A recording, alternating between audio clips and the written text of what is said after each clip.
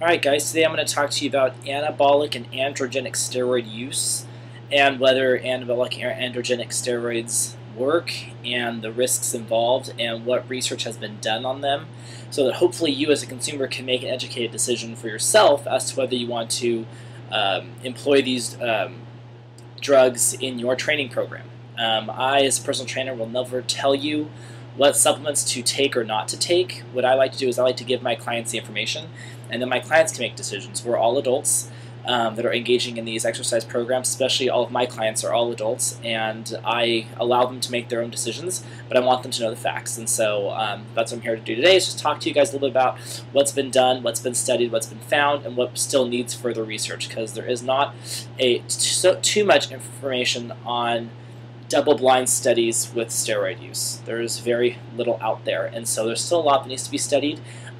Scientists are having a difficult time using steroids in studies because of some of the legislation that's out there.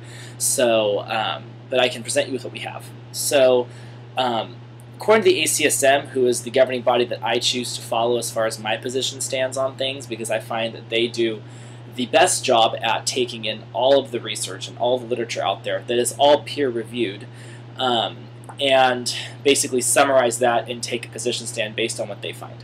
So, but what they found is that in the presence of an adequate diet, steroids do contribute to body mass gains, and this has been found to be primarily in the form of lean body mass. So that would be your muscle mass.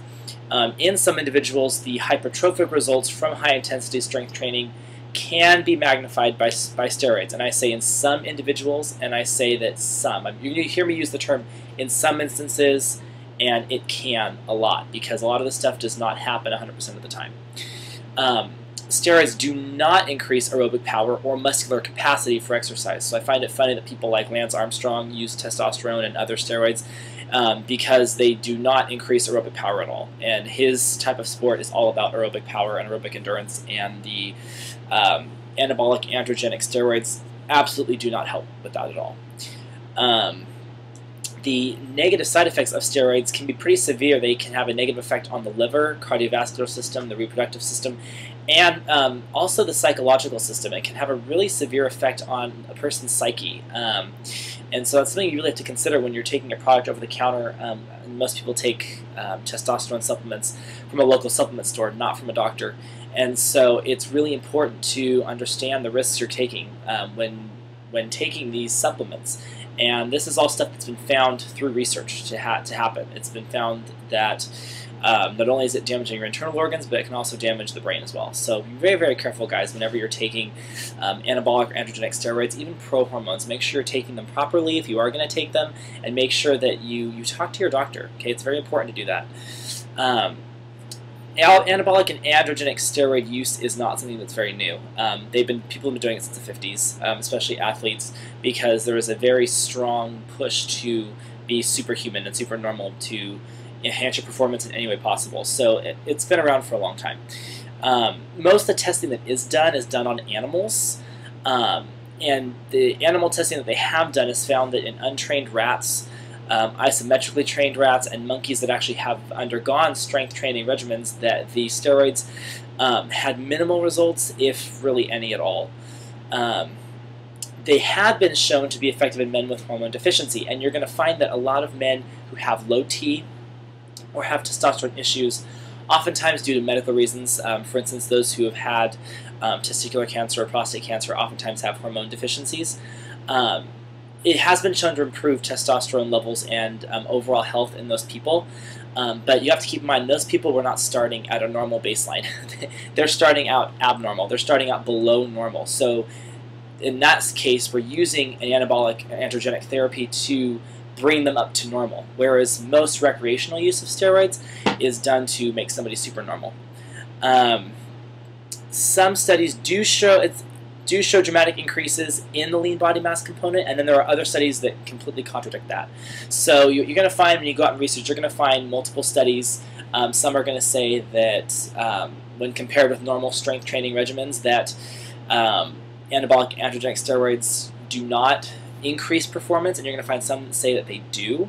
So this really goes back to the use of the term some. In some cases they are going to work, and in some cases they are not. And this is why most professional athletes who use them are followed by a physician, because a physician can customize the dosage, can change things up as needed, whereas if you're taking them on your own recreationally, you have a lot less of those resources available. There is a huge controversy in the steroid arena as far as steroids adding water retention, and therefore that's causing the hypertrophy. There is some evidence that suggests that, but there needs to be more information and needs to be more research done. The ACSM did say that it's very controversial, and it is not a known fact that the steroids do this, and so you really do need to, there needs to be more research done, and hopefully the exercise science community can get a hold of some of these drugs and hopefully do more research on them so we can actually find out what's going on. But as of right now, there's no 100% proof that that happens, so that still remains to be explored. There's very little research also that has been done to prove that steroid use improves muscular strength, and that's a very key thing there. A lot of people take hormone therapy because they want to improve their muscular strength in the gym and therefore induce hypertrophy that way. However, there's very little research that proves that or disproves that. So do steroids improve muscular strength? We don't know. Muscular strength, there's a lot of things that determine that. Genetics, diet, trained state, all those kind of things can affect your muscular strength gains. And so those things are hard to control for in an experiment, especially in a double-blind experiment. And in a double-blind experiment, they don't usually like using steroids because of the negative effects that they can have on people. It's very hard to get approval for human testing with steroids because of the negative side effects. So that's really hard. We don't have a lot of information and research on that side of things. In some instances, steroids do work. It's difficult to determine which circumstances these occur in. The studies do show that most steroids only will work after your maximal muscle hypertrophy has been reached. So either genetically or through your trained state, everyone hits a point where they've maximized their hypertrophy, and most steroids will help you increase beyond that once you hit your max, and that's when most steroids actually work at their fullest potential. But like I said earlier, double-blind studies are very difficult to perform, so it is very hard to say that steroids have a placebo effect or have a real effect because we haven't been able to compare them side by side with a placebo. So my point with this, guys, is just to make your own decision. Know what you're talking about. Know the facts about these drugs before you start taking them. There's a lot of drugs out there that act as steroids but are not nearly as severe, such as prohormones and testosterone boosters. These tend to have much less of a negative side effect, and they can very much mimic the gains you might get from using a steroid.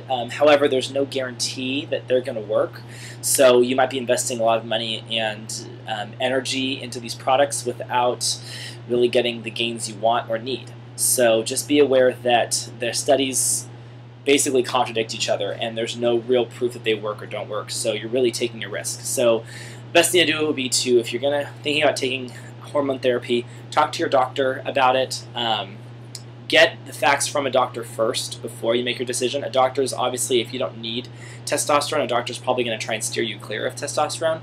But if you still decide to do it, at least you've had the doctor's warning and you know a little bit more about the product, because most people in the supplement industry will not tell you the true side effects that you can achieve or get from a testosterone therapy. And a lot of testosterone therapy is prescribed by the supplement industry, and it is done without the use of any sort of testing, so they don't test your testosterone levels before they give it to you. So you might not have a testosterone issue, but they might be giving you some because it might help you gain muscle. So just be an educated consumer.